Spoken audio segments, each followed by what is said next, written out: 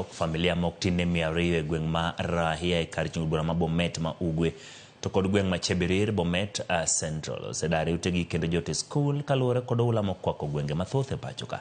Thoth familia gwacho ni giwito mwandu kod cham to kula ywero gwenge gi kalure kod pima wuok e aoche mantiere alwora no gikweyo piny owacho mondo mechwal ne gikony.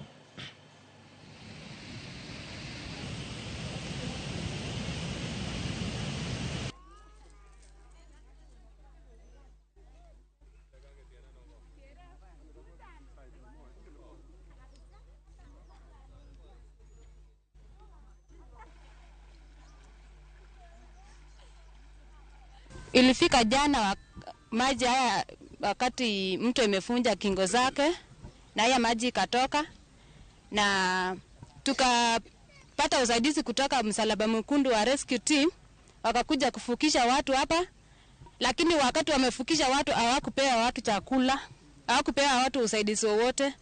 So tulikuwa tunaomba viongozi wenye tuliwachagua wakuja waangalie watu wenye kwa hii area ya Kaitit. Mifuko na mimea kwa shamba yote zimeharibika.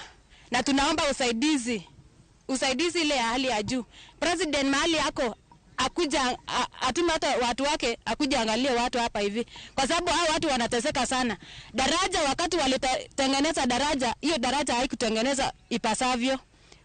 Waliweka mbao na hizo mbao zikaoza zikaingia ndani ya maji. Deputy County amekuja hapa akatuambia inafaa muondoke hapa hivi tuende mahali salama, lakini hakutuambia ni wapi hapo hivi tutaenda.